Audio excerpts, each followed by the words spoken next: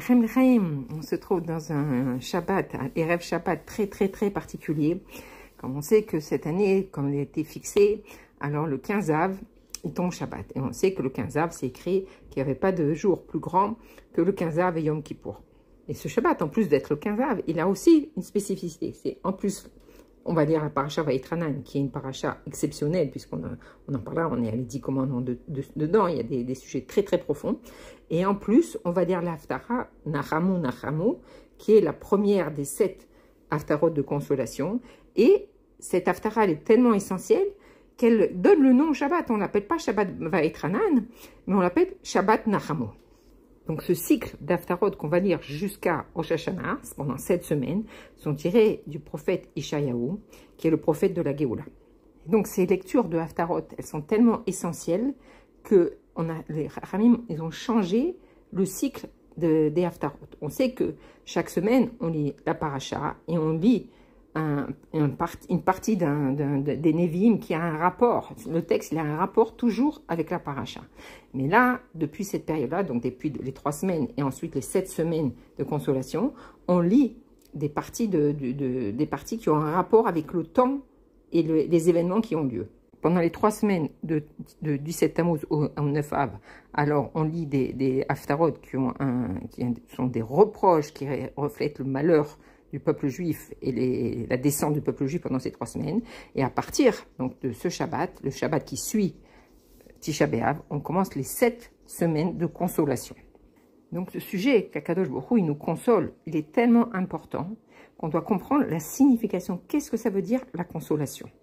C'est évident que si quelqu'un il a perdu quelque chose, alors si on vient lui faire des paroles, on le console par des paroles, alors ça va lui remplir le cœur, mais ça ne va pas lui donner une vraie consolation. La vraie consolation, c'est quand on va lui redonner l'objet qu'il a perdu ou la chose qu'il a ratée et qu'il va reprendre dessus. Donc là, il aura une vraie consolation. Akadosh Baruch Hu a décidé de détruire, a décrété la destruction de Beth Amikdash. On voit malgré tout ce que Yirmiyahu, il essaye de faire, de ramener le peuple à la tchouva, de supplier Akadosh Baruch Hu. Akadosh Baruch Hu a décidé ce décret et il ne revient pas dessus. Et donc envoie Nabuchodonosor pour détruire le Beth Amikdash. Et donc la destruction du premier Beth Amikdash, c'est quelque chose qu'on a du mal à comprendre, la force et ce que ça a entraîné dans le peuple juif. Parce qu'on peut imaginer que depuis la sortie d'Égypte, il s'est écoulé 850 ans où le peuple juif a vraiment vécu la présence de Dieu d'une manière dévoilée. On avait une question, on allait dans le Beth Amikdash, on allait s'adresser, il y avait les Nevi'im aussi, on avait des réponses directes. En plus de ça, quand on offrait des corbanotes, alors on voyait le feu brûler notre corban, et ça, comme le corban c'est pour se rapprocher d'Akadosh Baruch Hu, on sentait, on vivait ce rapprochement. Ensuite, il y avait les ktorettes. Les ktorettes, on sait que c'est aussi, c'est encore plus, c'est le lien à s'unir avec Akadosh Baruch Hu. Donc tout était fait d'une manière que on voyait, on ressentait Dieu d'une manière complète. Et puis tout d'un coup, tout s'arrête. Destruction du Beth Amikdash, le peuple juif est envoyé en galoute, quelque chose de très dur, abominable. Bien sûr, c'était sous l'ordre d'Akadosh Baruch Hu, mais tout de suite après le Beth Amikdash, Akadosh Baruch Hu, il nous aime, on est comme son fils unique, et il veut nous consoler. Alors qu'est-ce qu'il fait? Il appelle les Avot, Abraham, Yitzhak et Yaakov, et il appelle tous les Nevi'im, et il les envoie consoler le Ham Israël. Et donc, ils vont voir le Ham Israël, et le Ham Israël n'accepte pas cette consolation. La première Haftara qu'on va lire après, dans la semaine prochaine, c'est comment on va être consolé Akadosh Baruch Hu nous a abandonnés. S'il nous a abandonnés, ce n'est pas des paroles qui vont nous consoler. Donc, ils reviennent vers Akadosh Baruch Hu et ils disent, le peuple n'accepte pas, c'est la 3e Haftara, le peuple n'accepte pas ta consolation. Comment on peut les consoler? Ils sont dans la plus grande galoute. Alors, Akadosh Baruch Hu, c'est la 4e Haftara, il dit, Anori, Anori, moi je vais venir les consoler. Et donc, puisque c'est Akadosh Baruch Hu qui dit « je vais venir les consoler », là se cache le grand secret de la vraie consolation. Parce qu'en fait, les Nevi'im et les Avot, ils ont dit à Akadosh Baruch Hu, on ne peut pas les consoler. On n'a pas pu éviter le Korban, hein, donc on ne peut pas, il n'y a que toi qui es le maître de tout ça, qui peut venir vraiment les consoler. Et donc là, c'est le sens simple, que Akadosh Baruch Hu, il revient avec les Avot et les Nevi'im pour consoler le Ham Israël. Mais le sens, dans la Chassidut, on explique. Si on revient à la première Haftara, on peut poser déjà la question, comment Akadosh Baruch Hu, il ne savait pas que le Ham Israël n'allait pas accepter cette consolation avec des paroles? Alors si on revient à la première Haftara, on va voir que quand on va lire Nachamu, Nachamu, Ami, Ami, ça veut dire mon peuple, consoler, consoler mon peuple. On peut changer les nekudot. Et là, on va avoir Imi. Dès la première consolation, je viens consoler le peuple. Donc, si vous venez avec moi, il y aura la consolation pour consoler mon peuple. Et là, cette consolation, c'est un sujet nouveau qui est apparu justement après la destruction du Beth Amikdash. Mais on doit comprendre qu'est-ce que c'est que la signification profonde de cette consolation. Et pour cela, la Chassidoute nous explique que pour comprendre, on doit déjà comprendre qu'est-ce que c'est ce double langage. Anori, Anori. Pourquoi Akadosh Baruch Hu pourrait dire Anori, moi je viens les consoler. Pourquoi il faut répéter 2 fois? On sait que dans la Torah, chaque lettre, chaque nekuda, elle est pas en plus, elle est avec une kavana précise. Donc pourquoi répéter 2 fois le même mot? La Chassidoute nous explique que ces deux Anori, ils n'ont pas la même signification. Le premier Anori, c'est Akadosh Baruch Hu qui vient du Olam Hatzilut. C'est au-dessus des enchaînements du monde. Et avec ce Anori-là, le peuple juif ne peut pas se consoler. On va expliquer pourquoi. Et le deuxième Anori, qui dit je viens vous consoler, celui-là il va consoler le Ham Israël parce que celui-là il est blikvoul, ce Anori, c'est la force d'Akadosh Baruch Hu au-dessus de toute limite. Et donc en fait il y a 2 sortes de nechama. Une première nechama, comme on a dit, c'est des paroles de consolation mais qui ne consolent pas vraiment, qui amènent un peu de douceur mais pas de vraie consolation. La vraie consolation, c'est quand quelqu'un il perd quelque chose, on lui redonne la même chose. Et donc quand le premier Beth Amikdash il a été détruit, la vraie nechama, c'était d'avoir un deuxième Beth Amikdash. Mais en vérité, même ça, c'était pas parfait. Parce que la question, elle est, ok, je comprends que le deuxième Beth Amikdash, c'est pour me consoler du premier. Mais pourquoi il a fallu passer par ça? Pourquoi il a fallu passer par cette souffrance? Pour arriver au même niveau? À quoi ça sert? Et donc, la vraie consolation, c'est de regarder, d'avoir la possibilité de regarder avec un regard blikvoul. C'est-à-dire de regarder le tov, le bien qui se cache dans ce mal apparent. C'est-à-dire regarder dans les 70 ans de galoute qui est entre les 2 Beth Amikdash, et encore plus difficile de regarder de toute cette galoute qui est presque 2000 ans, que c'est une partie de la Géoula. Et on pourrait se dire que là va se dévoiler le blikvoul, les limités, et que ce que c'est les limités pour nous, si on regarde le blikvoul avec nos yeux de la galoute, du limité, on va dire que le blikvoul, c'est une lumière extraordinaire qui va se dévoiler et qui va jamais se terminer, le bien absolu qui va jamais se terminer. Mais en vérité, si on réfléchit, ça c'est pour le futur, mais qu'en est-il du passé? Ce qui veut dire que le futur, il va être libéré, mais qu'en est-il de tout ce qu'on a passé, toutes ces souffrances? Ça va rester les souffrances et de quelque chose d'obscur. Donc, on doit comprendre que le vrai blikvoul, c'est ce qui va pouvoir réparer le futur et aussi le passé. Il va tout nettoyer et tout nous montrer que c'est que du tov amiti. Et donc, parce que sinon, ça ne serait pas du blikvoul vraiment. Comme le rabbi nous l'enseigne, que Gola et Géoula, c'est le même nom. Il y a la seule lettre qui change, c'est le Aleph. Et que quand ce Aleph, il va briller dans la Géoula, alors tout va être réparé et tout va être illuminé. Tout le passé et le futur. C'est-à-dire dans toutes les dimensions, toutes les situations et tous les temps vont être nettoyés, libérés. Le Rav donne un exemple, il explique que quelqu'un, il veut se donner une expérience, par exemple, il va faire le tour du monde, quelque chose comme ça. Et donc, pour se renforcer. Et donc, il va passer toutes des étapes et des plus et des moins. Mais c'est lui qui a voulu ça pour se renforcer. Imaginons qu'après un certain temps, il veut refaire ce chemin-là avec son enfant. Et il va lui dire, tu vois, ici j'ai eu ça, et c'était très dur, et je croyais que j'allais mourir à cet instant-là. C'est-à-dire que quand il va relater tous ces événements-là, il les regarde d'un autre œil. Mais au moment où ça s'est passé vraiment, c'était pour lui comme si qu'il allait vraiment mourir réellement. Et donc, une fois qu'il a réussi cette mission et qu'il repasse dessus, alors, il a une fierté et un plaisir, un délice de tout ce qu'il a passé parce qu'il voit comment il est sorti de toutes ces épreuves et qu'il en a été grandi. Et donc, il ressent un grand plaisir. C'est juste pour essayer, vraiment un exemple très lointain, pour essayer de comprendre ce qu'on va ressentir dans la Géoula. On va ressentir une plénitude complète, que justement, toutes ces étapes, tout ce qu'on a passé, on va sentir à quel point c'était des défis et combien ça nous a élevés, et comment on nous a fait grandir, et comment on a pu... C'est tout ça qui nous a amené à la Géoula. Et donc, ce pouvoir illimité qu'on aura dans la Géoula, il est justement allésionné par le deuxième Anori, de Anori Menachem. Et donc, c'est la même chose aussi avec Nechamo. Le premier Nechamo, c'est les Avot et les Nevim qui ont essayé de consoler le peuple, ça va marcher. Mais le deuxième Nechamo, c'est Akadosh Baruch Hu lui-même, blikvoul, qui vient consoler son peuple d'une manière blikvoul aussi. Et donc, on comprend que le secret de la consolation, c'est justement de transformer la galoute en Géoula. Et donc, c'est ça la vraie révélation de cette consolation Blikvoul.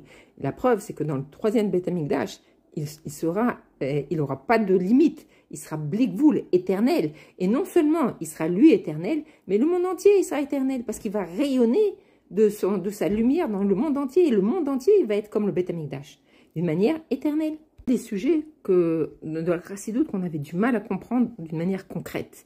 Et Akadosh Baruch Hu, Dafka, dans ces dernières années, nous révèle, puisqu'on est dans la Géoula, il nous révèle par des exemples d'essayer d'arriver à toucher justement ce illimité. Imaginons un tzaddik qui parle, qui dit des livrets Torah, qui donne des brachot. Dans les époques d'avant, il fallait voyager pour aller le voir, pour aller recevoir une bracha, pour comprendre sa Torah. Et c'était déjà une bonne nouvelle qu'il y avait un tzaddik comme ça dans le monde, même si on se trouvait très très loin, on voyageait pour aller voir ce tzaddik. Et qu'est-ce qui arrive dans notre génération? On voit par exemple l'exemple du rabbi, que le rabbi, quand il fait des sirotes qui parlent, eh on peut le voir dans le monde entier grâce aux satellites. Même dans des petits villages reculés, on a la possibilité de le voir. Et donc, Akadosh Baruch Hu, il nous montre qu'il est en train de libérer l'endroit. C'est juste un petit exemple pour essayer de comprendre un petit peu ces notions de Blikvoul. Parce que quand le Beth Amikdash, aujourd'hui même, il va descendre, alors on va vivre cette expérience. Le Beth Amikdash, c'est comme le cerveau par rapport au corps. Donc, tout ce qui va se passer dans le corps, dans le Beth Amikdash, ça va se répercuter dans le corps, c'est dans tout le monde entier. On va ressentir cette révélation. C'est-à-dire toutes les actions qu'il y aura dans le Beth Amikdash, comme par exemple l'offrande des korbanot, les ktorets, tout ce qu'il peut y avoir dans le Beth Amikdash, on va le voir dans le monde entier. Parce que le Beth Amikdash, ça c'est tout. Donc tout le monde entier, il va pouvoir bénéficier de toutes les actions qui seront dans le Beth Amikdash. Et ça, c'est la révélation du Blikvoul. Donc ce sera vraiment une nouvelle existence, une nouvelle réalité, mais dans notre monde-là. On n'a pas besoin de partir, ce serait ici même. Et donc, si on veut comprendre cette révélation du Blikvoul, le rabbi nous explique que c'est caché dans le secret. Donc tout le Blikvoul est caché dans le secret de la multiplication, du kefel à la shon, comme on dit. Comme on a dit, on dit Nechamu 2 fois. Le rabbi nous enseigne que le secret de la Géoula, d'où on a cette force-là d'arriver à la Géoula, c'est dans le secret du kefel, de la multiplication. Bien sûr, ça nous choque parce que la multiplication, c'est dans le langage de mathématiques, comme les enfants ils étudient à l'école. Quel rapport avec la Géoula? C'est ce qu'on va voir. Et donc, le rabbi nous explique que si on prend les 22 lettres du Aleph Bet, il y a parmi ces 22 lettres, il y a 5 lettres qui ont un double, quand on les met à la fin du mot, alors c'est une lettre différente. Par exemple, on a le Ra, le Mem, le Nun, le P et le Tzadik. Et donc, toutes ces lettres-là, qui sont doubles, elles ont un lien direct avec la Géoula. Comme on voit que Avraham Avinu, quand il a été sorti, sa Géoula, quand il est sorti de Ur Kasdim, Akadosh Baruch Hu lui a dit Lech Lecha. Et donc on voit que la dernière lettre, c'est le Raf, qui symbolise sa libération. Ensuite, on a la même chose avec Yitzhak. Là, on va utiliser la lettre Mem. Après, on a la même chose avec Yaakov, quand il a été sauvé de son frère Esav. On a la lettre Nun. Après, on a Moshe Rabbeinu qui vient libérer le Ham Israël et qui utilise la lettre P, pas Kod, pas Kadoti. Et après, on arrive à la Géoula Shlema, où c'est la lettre Sadik. Ish Tsemar Tsemo. Donc, on voit que toutes les Géoulotes, elles commencent avec une double lettre. Et la source, elle est d'où? C'est qu'on voit dans le Tanakh, dans Yov, là, il y a écrit Keflaim, Ketouchia, les Touchia. Touchia, on a l'habitude de dire que c'est un sujet de Chorma, d'intelligence. Mais en fait, au rabbi, il dit que dans Touchia, on voit le mot Yoshia, libérer, la délivrance. Et donc, ça veut dire que le double, c'est ce qui amène la délivrance. Donc, on comprend à chaque fois qu'on a une multiplicité, quelque chose de double, il y a toujours un lien avec la Géoula. Donc maintenant, on comprend pourquoi Moshe a transmis par Nevoa à Ishaïa un avis, Nachamu Nachamu, ou Anochi Anochi, c'est le code, si on peut dire, le Keflaim pour la Géoula. Mais on doit comprendre quelle est la signification, quel rapport entre le Keflaim et la Géoula. Donc, le rabbi nous explique que quand on dit par exemple 2 fois, 2 fois, c'est limité, c'est 2 fois et pas 3 fois. Mais quand on dit kiflaim, c'est-à-dire qu'on multiplie, alors là, c'est l'infini, c'est beaucoup plus grand. C'est-à-dire que quand on multiplie, on pulvérise la limite qui est entre le 1 et le reste. C'est-à-dire on dépasse des limites. On doit comprendre, c'est pas comment on multiplie, mais que ce Kiflaïm, le pouvoir de multiplier, alors il est Ensof, il est illimité. On peut toujours multiplier et toujours on arrive à des chiffres immenses. Donc d'une manière simple, on comprend que Kiflaïm, c'est un rapport avec le Bligvoul, puisqu'on peut toujours augmenter, augmenter, augmenter. Et on voit dans la Torah, on a des mitzvot, justement, qui utilisent ce Kiflaïm, ce double langage. Comme par exemple, quand la mitzvah de ramener un objet perdu, c'est écrit Tacher, Tacher, c'est-à-dire deux fois. Si on dit un premier mot, tu ramèneras, tu ramèneras. On comprend, il faut ramener. Pourquoi il faut répéter deux fois? Ou une autre mitzvah qui est de faire un reproche à son ami. Quand on voit son ami qui s'éloigne du bon chemin, on a la mitzvah de le réprimander. Et là aussi, c'est double langage. Toriar, Metera. Les Rachamim m'expliquent pourquoi il y a ce double langage. Parce que ce sont des actions qu'on doit, il faut arriver au but, on doit le faire même 100 fois, c'est écrit. Ça veut dire que si tu as trouvé un objet et que tu cherches une fois son propriétaire, tu n'as pas trouvé, tu peux dire, bah, ça y est, je suis quitte. Non, la Torah nous dit non, tu dois chercher 100 fois. 100 fois, tu dois chercher son propriétaire. Et ça ne veut pas dire que tu t'arrêtes à 100. Tu peux continuer, mais au moins 100 fois. Et pareil pour le reproche à ses amis. On doit reprocher, d'une manière comme ça, d'une manière douce, etc. Mais on n'est pas quitte de la première fois. On doit aller on doit dépasser la 100e fois. Donc on comprend que cette mitzvah, en fait, on ne s'arrête pas à 100 parce qu'elle est engvoul. On doit toujours s'efforcer de trouver le propriétaire ou d'aider notre ami. Il y a un dîne dans la Torah qu'un homme, il doit faire 100 brachot par jour. La Torah nous détaille combien de brachot dans les brachot du matin, etc., pour arriver au minimum de 100. C'est important de faire 100 brachot par jour. Alors la source, c'est qu'à l'époque de David Améler, quand il y avait le peuple juif vraiment dans le haut spirituellement, il y a eu malheureusement une épidémie. Chaque jour, il y avait 100 personnes qui partaient de ce monde-là. Et il a cherché comment réparer, comment aider. Et il a compris, il a eu un éclair qui est venu d'Akadosh Borou, qu'il fallait commencer à faire donc 100 brachot par jour. Et quand ils ont commencé à faire 100 brachot par jour, alors l'épidémie s'est arrêtée. C'est quoi le secret? Le Rabbi explique que si quelqu'un il fait 99 brachot, alors il attire sur lui 99 sources de bénédiction. Donc quelle est la différence avec 100? Il explique, celui qui va faire 100 brachot par jour, minimum 100 brachot par jour, il va attirer sur lui toutes les bénédictions blikvoul, c'est-à-dire un shefa Eloki qui va descendre, sans limite.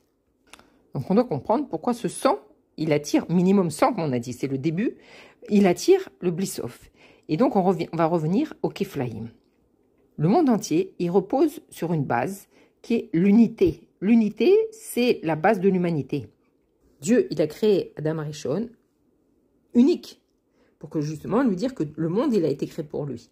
Ça permet de prendre sur soi qu'on est responsable. Si on nous dit le monde, il est créé pour toi, alors on prend une certaine responsabilité. Mais d'un autre côté, il y a un manque. C'est de comprendre que le monde, il tourne autour de moi.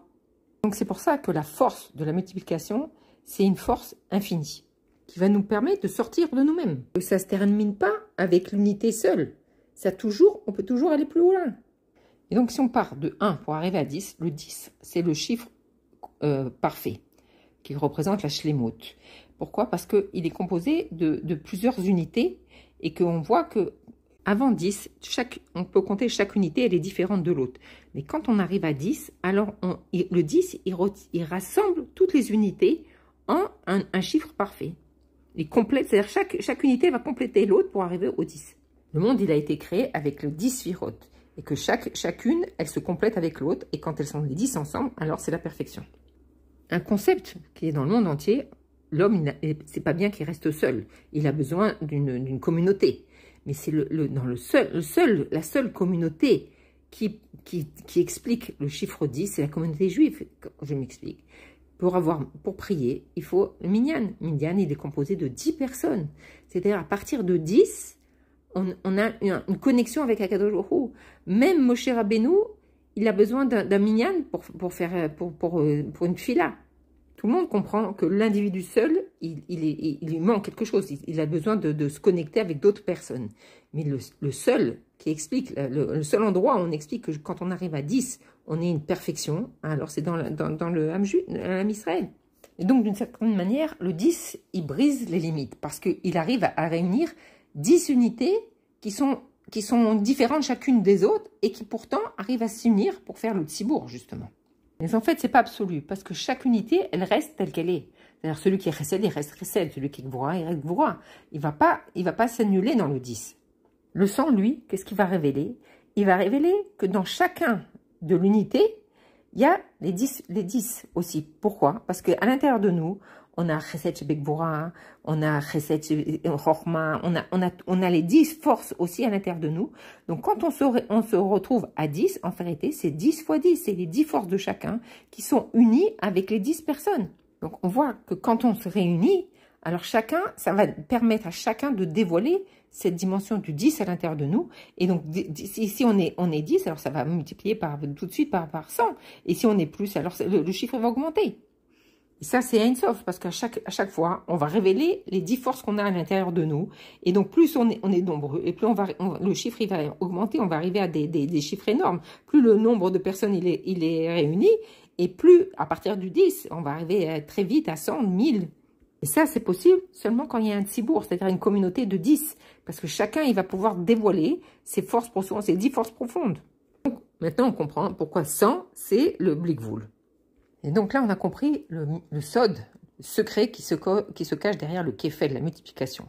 Mais le rabbi nous dit, et ça, c'est tout l'enseignement de Shabbat Nachamu Nachamu. Le rabbi nous explique que dans ce Blikvoul, dans ce Keflaïm, alors il y a aussi le Keflaïm qui est symétrie et le Keflaïm qui n'est pas symétrique. Par exemple, quand Akadosh Baruch Hu, il dit à Abraham, Lech Lecha, apparemment on voit les deux mêmes mots, mais on voit qu'il n'est pas avec les mêmes nekudot.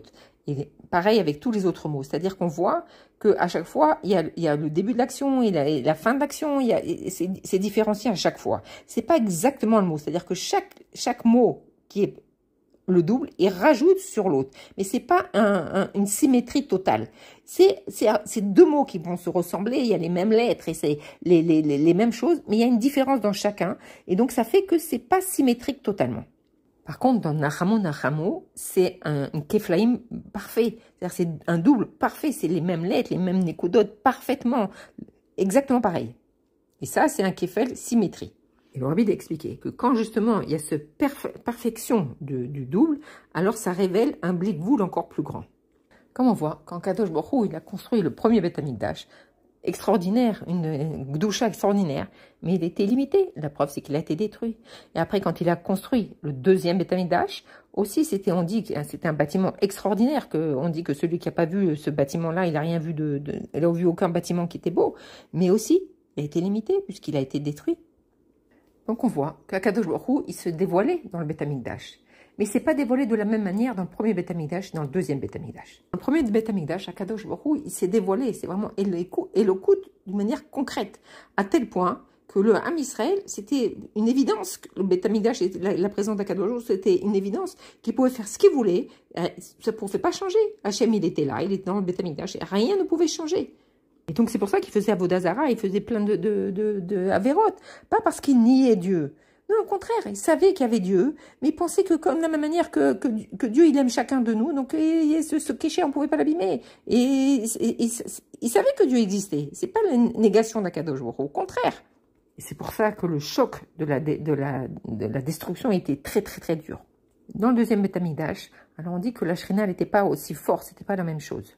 Et on sait que les 5 miracles qu'il y avait dans le premier Beth Amikdash ne sont pas revenus dans le deuxième Beth Amikdash, comme Aaron à Brit, il n'était pas dans le deuxième Beth Amikdash, il était caché. Les Orim Vetumim, ce que le Kohen Gadol il portait avec les réponses d'Akadosh Baruch Hu, ça aussi il n'y avait pas, et d'autres miracles. Dans le premier Beth Amikdash, il y avait une telle révélation de Dieu, mais elle n'était pas du tout intégrée dans le monde.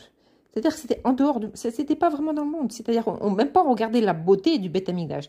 Ça n'avait pas de lien entre le monde et le Beth Amikdash. On ressentait que la Gdusha. Pour comprendre, c'est comme, par exemple, on veut recevoir un bracha dans le tzaddik.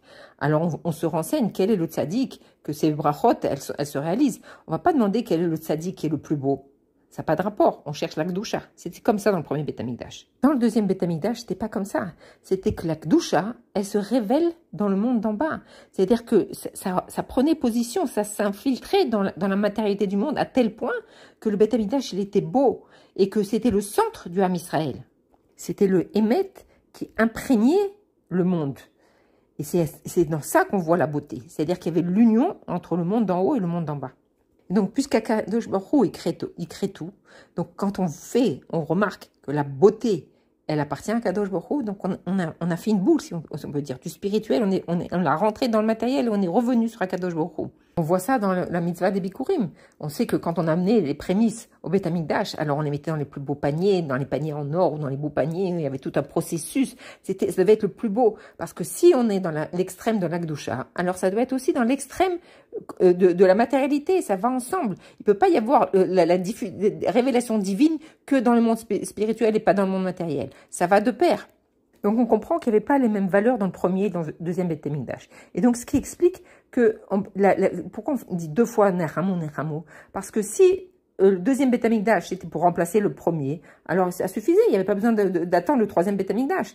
Mais ils n'étaient pas équivalents. C'est-à-dire, si par exemple quelqu'un, il a perdu un verre, on vient lui redonner le verre. Bon, ça suffit qu'on lui a donné le verre, il se contente de ça. Mais là, ça ne peut pas marcher, parce que le deuxième Beth Amikdash, il remplaçait pas le premier. Il n'y avait pas la révélation divine, et il avait un plus qu'il s'intégrait dans la nature, dans la matérialité du monde. Et donc, on peut dire que ces deux Beth Amikdash, c'est le Kefel, mais pas symétrique, parce que chacun, il était différent de l'autre. Parce que dans ce monde-là, c'est impossible d'avoir les deux en même temps. Et donc, le troisième Beth Amikdash, ça sera justement le premier Beth Amikdash et le deuxième Beth Amikdash et le troisième qui va faire le chibour avec les deux. Par exemple, on voit l'exemple, il a donné cet exemple de Moshe Rabbeinu. On sait qu'il a été enterré dans le mont Tabor. Et pourtant, celui qui vient en bas de la montagne et qui essaye de voir son tombeau, il va le voir en haut. Et celui qui vient en haut, il va voir le tombeau en bas. Et donc, on voit que quand on est en haut, on voit en bas. Et donc, on ne peut pas être aux deux endroits en même temps. Ou là, ou là. Et c'est la limite de ce monde-là. Et donc, Nechamo, ça nous montre la valeur du Beth Amikdash Ashlishi, puisqu'on va être consolé que par le troisième Beth Amikdash. Et ça nous montre cette valeur du Blikvoul. C'est-à-dire, le Rabbi, il dit, le troisième Beth Amikdash, il sera Meshulash, il sera triangulaire. C'est-à-dire qu'il y aura la révélation divine, et encore plus grand que ce qu'il y avait dans le premier Beth Amikdash. Et en même temps, il y aura la beauté et l'intégration dans le monde, comme dans le deuxième Beth Amikdash, et en même temps, une troisième dimension qui va unir les deux. Et donc, il sera éternel et il sera le plus beau bâtiment. Mais plus que cela, il va révéler en nous cette force illimitée. C'est-à-dire qu'il va nous donner la possibilité d'unir ces deux dimensions qui étaient opposées. Le dévoilement d'en haut, total, et en même temps, le travail d'en bas. Et donc, c'est pour ça qu'Akadosh Baruch Hu, il dit Nechamo, Nechamo, Imi. Il n'y a qu'avec moi qu'on va réunir ces deux opposés. Avoir une perfection du dévoilement divin et une perfection du travail d'en bas. Chacun, il va ressentir ce dévoilement d'Akadosh Baruch Hu, puisqu'il dit « Imi ». Chacun, il va ressentir qu'Akadosh Baruch Hu, Blissof, il est à l'intérieur de moi. Donc, quand je révèle mon lien avec Akadosh Baruch Hu, je reviens la vraie Ensof, le vrai Blikvoul. Maintenant, on doit comprendre le lien qu'il y a avec la paracha Vaïtranan, qui, d'après cette paracha, c'est quelque chose de très dur, puisque Moshe, il demande à Akadosh Baruch Hu, il prie 515 fois pour entrer en Eretz Israël, et Akadosh Baruch Hu ne le laisse pas. Akadosh Baruch Hu, il se fâche vers lui, donc c'est quelque chose de très difficile. Et encore plus que ça, on sait que si Moshe Rabbeinu il était rentré directement en Eretz Israël, alors le peuple juif n'aurait pas eu la galoute, directement on aurait eu le Beth Amikdash. Mais là, parce qu'il n'a pas, Akadosh Baruch Hu n'a pas accepté cette fille-là, alors il est resté en dehors d'Eretz Israël et on a dû rentrer avec Yoshua et passer toutes ces étapes de galoute. Pourquoi Akadosh Baruch Hu il a fait ça? Donc si on comprend l'enseignement que la paracha et l'Haftara, ils ont un lien, donc on doit comprendre qu'il y a une histoire de Blikvoul qui se cache derrière cette histoire. Dans la Torah, il y a 613 commandements, donc ça veut dire qu'il y a une certaine limite. Mais d'un autre côté, quand on étudie la Torah, alors on touche le Blikvoul, parce qu'on a besoin d'étudier, étudier. On n'arrive jamais à la fin de notre étude. Mais en fait, il y a deux manières d'étudier la Torah. La première manière, c'est je dis les mots, mais c'est Hachem qui me met les mots dans la bouche. Et là, c'est l'étude de la Torah de haut en bas. Comme on voit, le Rabbi l'explique, que quand dans les 10 commandements, c'est écrit que ça a été donné, les morts. Qu'est-ce qu'il vient nous rapporter les morts? Puisque tout le Ham Israël, il était là, que Moshe était là. C'est différent des autres fois où Moshe s'adresse au Ham Israël, mais là, tout le monde était ensemble. Alors pourquoi les morts? Ça veut dire qu'à chaque fois qu'un juif, il étudie la Torah, il répète les mots de la Torah, il répète les paroles d'Akadosh Baruch Hu. Il y a une autre manière d'étudier, c'est qu'en fait, quand je vais chercher un livre et que je commence à ouvrir le livre et à étudier et à mettre toutes mes forces dedans, alors c'est, en vérité, c'est moi qui fixe le CDR d'Akadosh Baruch Hu d'études. J'oblige Akadosh Baruch Hu à s'asseoir avec moi et d'étudier avec moi. Donc ça veut dire que ça vient de bas en haut. C'est moi qui, avec mes forces, je fais des Chidush Torah. Alors qu'est-ce qui est le mieux? La première manière, que ça vient répéter simplement les mots d'Akadosh Baruch Hu, ou mettre toutes mes forces dans l'étude. Bien sûr, la perfection, c'est les deux ensemble. C'est Blikvul Amiti. On pense en général, quand on nous dit Blikvul, que c'est l'annulation des limites. Mais en vérité, le rabbi explique que le vrai Blikvul, c'est au contraire, c'est le Blikvul et en même temps le Gvul en même temps. C'est-à-dire que même le Blikvul, l'illimité, il peut s'unir avec le limité et pas annuler le limité et l'unité. C'est-à-dire le Blikvul à l'amitié, c'est que quand on va rentrer dans le Beth Amikdash, on pourra être comme si on était dans le premier Beth Amikdash. Et après, on peut passer au deuxième Beth Amikdash, et après, on peut passer au troisième Beth Amikdash. C'est-à-dire on peut unir tous les opposés en même temps et le sentir. Et le rabbi de nous expliquer que le fait qu'Akadosh Baruch Hu, il n'a pas accédé à la tfila de Moshe, c'est justement pour accéder à ce Blikvul amiti. D'abord, on voit que dans notre paracha, on a la répétition des 10 commandements. Donc, on a un kefel. Et donc, Akadosh Baruch Hu, il dit à Moshe Rabbeinu que si c'est toi qui rentres le Ham Israël maintenant, alors il y aura la shlemut d'en haut, la révélation d'en haut, mais il n'y aura pas la révélation d'en bas. Il n'y aura pas la perfection du Blikvul d'en bas aussi. C'est-à-dire, tout le travail de Moshe, ça aurait été juste de révéler la Gdusha, l'élévation spirituelle, mais chacun n'aurait pas eu sa place. Ça n'aurait pas été le vrai Blikvul. Tandis que, par Yoshua, alors le fait de travailler en bas et que ça se répète, et le processus à étapes, etc., alors on va amener toutes les forces d'en bas. Construction du premier Beth Amikdash, destruction, reconstruction du deuxième, et la galoute qui n'en finit pas, et le peuple Israël éparpillé sur l'ensemble de la terre. Et par le fait qu'ils sont éparpillés comme ça, ils peuvent révéler les étincelles de divinité qui se cachent dans tout le monde. Celui-là va faire chez Akol Nia Bidbaro dans le fin fond du monde, l'autre il va faire chez Maïsraël, l'autre il va faire les Tfilin. Et donc dans tout le monde, il va être élevé, de toutes les étincelles vont être élevées dans le monde entier. Moshe, il aurait pu attirer toutes ces étincelles comme un magnet, mais un aimant. Mais qu'est-ce qu'il aurait raté? Que chacun, il se sent lié. Chacun, il sent qu'il fait un effort pour la Géoula. Chacun, il sent qu'il a une place. Si ça avait été par Moshe Rabbeinu, tout le monde aurait été, l'individualité, elle aurait été annulée. On aurait senti que la force d'en haut et pas la force de chacun. Et donc, c'est pour ça que dans cette paracha, et avec l'Haftara, Kadosh Baruch Hu, il montre que la Géoula, c'est Blikvul. Parce que la Géoula de Moshe Rabbeinu, c'est Blikvul, mais pas un vrai Blikvul, puisque ça serait annulé en bas. Et que tout le but, c'est justement qu'il y ait un Blikvul amiti, et qu'il y a en même temps cette révélation divine, et en même temps la place de l'individu. Donc pour cela, Kadosh Baruch Hu, il dit à Moshe Rabbeinu, je suis désolé pour l'instant, reste là, tu viendras avec toute ta génération dans la Géoula Shlema. Le Blikvul amiti, c'est qu'il n'y a rien qui s'efface. Tous les événements positifs et tout le travail qu'on a fait et toute notre individualité, elle reste. Mais il y a ce dévoilement aussi en Blikvul. Donc on a les deux Blikvul en même temps et ça c'est le Blikvul amiti. Et la bonne nouvelle que le rabbi nous annonce, qu'on est sur le seuil de la délivrance et qu'on a fini tout ce travail et que maintenant la seule chose qui reste à faire, c'est rentrer dans la Géoula. Alors, qu'est-ce qu'il nous reste à faire? On a expliqué que justement, puisqu'on est juste avant la Géoula, Kadosh Baruch Hu, il nous donne des exemples pour comprendre ce qu'on doit faire. Et alors, on explique qu'il y a quelque chose de qui est très à la mode ces dernières années, qui n'existait pas avant. C'est que quand quelqu'un, il va, par exemple, il organise un mariage. Alors, avant le mariage, qu'est-ce qu'il fait? Il vient et il fait une dégustation avant, il goûte les plats pour après choisir. Ça n'existait pas avant. Parce qu'il y a une loi dans la Torah, que juste avant Shabbat, quand on a tout préparé, que tout est prêt, alors il y a une loi de rentrer dans la cuisine et de goûter les plats de Shabbat. C'est une loi qui a toujours existé, mais c'est la Torah qui fixe la Metsiout. Et donc, puisqu'on est juste avant l'entrée de Shabbat, de la Géoula, alors maintenant, il y a même dans le monde le fait qu'on doit goûter les plats avant le grand événement. Donc, le rabbi nous dit que maintenant, il est arrivé le temps qu'on doit goûter la Géoula. Et comment on peut goûter le Blikvul? Et là, le rabbi nous donne le secret, que d'Afka, on peut le faire le jour du 15 Av. Nos Rachamim nous ont dit que puisque à partir du 15 Av, les nuits se rallongent et les jours se rétrécissent. Alors tout celui qui rajoute dans l'étude de la Torah, on lui rajoute de la vie. Et le rabbi pose la question, combien on doit rajouter? Le rabbi nous répond, on doit rajouter Blikvul. Intéressé donc à ce rajout de l'étude de deux manières. Si une personne a l'habitude d'étudier un pérec, alors elle va étudier 2, et etc. C'est 3, alors elle va étudier 4. Il y a une autre manière, c'est que quand je vais étudier même un temps limité, je vais être entièrement dans ce limoud. Il n'y a rien d'autre qui va exister. Je suis complètement, c'est ma vie, je réalise qui je suis dans cette étude-là. Et là, je mets toutes mes forces dedans. Et ça, c'est le mouvement de Kefel, de Géoula, de Blikvoul. C'est-à-dire que je m'investis entièrement dedans. Il n'y a rien qui va m'arrêter. Bien sûr, il y a le Gvoul, il va venir quand je dois faire autre chose, etc. Mais l'énergie que je vais mettre, elle va être Blikvoul.